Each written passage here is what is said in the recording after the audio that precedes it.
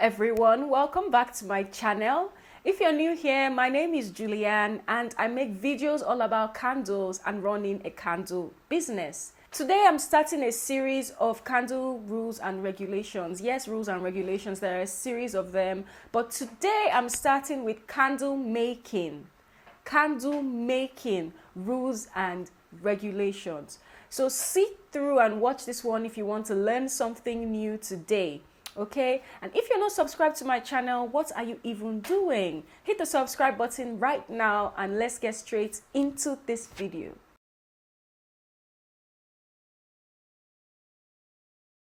So, candle making rules and regulations. These are the rules and regulations that you must follow when making a candle. Let's get straight into the first rule. You can't sell a candle without a warning label. I have a video about warning labels and what a warning label is and everything that must be on your warning label. Okay, you can make your warning label or you can buy them pre-made from various places and they're quite affordable to purchase. So click this link to watch that video if you haven't seen that video yet. A candle must carry a warning label on the base of your candle for your protection and for your customers' safe use, okay? Very important. Second is, do not color candles with crayons. Don't color candles with crayons. I see a lot of people do these DIY candles where they actually use wax crayons to color their candles. If you're doing a DIY for your personal use or for just a fun project, then it's okay to use wax crayons to color your candles, but be careful burning these candles. Do not put wax crayon colors in candles for sale. This is because the wax and pigments in crayons are formulated differently from candles and will cause burning issues. Just get yourself some candle dyes, okay, liquid dyes or candle dye blocks or candle dye chips, whatever the case may be, but do not use colored crayons in your candles. Just because they are called wax crayons doesn't mean that they are entirely made of wax.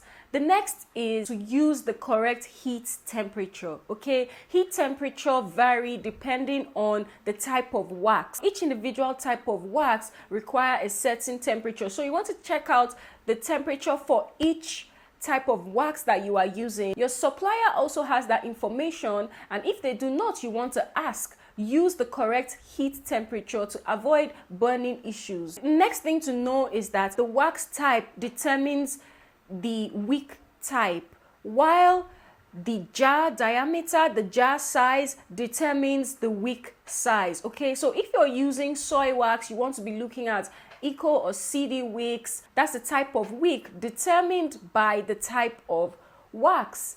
And then the size of the jar determines the size of this type of wick. So if you're going for an eco or you're going for a CD wick, now you want to find out what your jar size is to determine what size of eco or CD wick you'll be going for. For example, if you're using a large jar, let's say the diameter is 3 inches, you'll be looking at a CD 18 to an eco 14.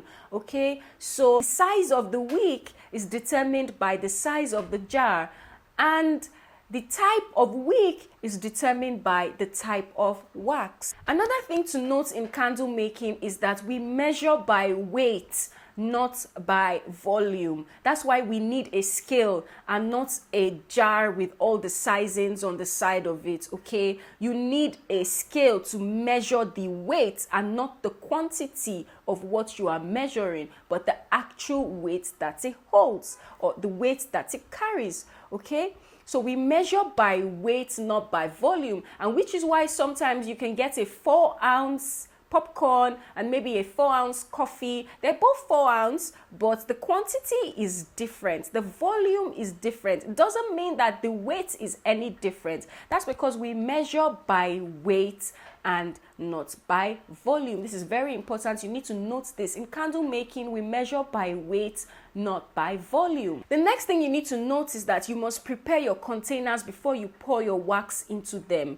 Prepare your containers before you wick them and before you pour melted wax into them. By prepare your containers, I mean wipe them down with a paper towel and alcohol to get rid of debris, to get rid of dust. Okay, you don't want to sell candles with dust in it or particles of paper, and then your candle is catching on fire and burning something else in your candle. It's just low quality, poor quality, not acceptable. So make sure you prepare your jar. Wipe them down thoroughly with a paper towel and alcohol before you go ahead and wick your jars and pour wax into them. And then the final thing to note is that for every new jar you buy, you must do a water conversion weight. That means that you must convert that jar to wax weight to find out the amount of wax it can hold for every new jar you buy. That means that if you change your style of jars, you must convert the water weight to wax weight. And I have a video on my channel on how to convert your water weight to wax weight, how to find out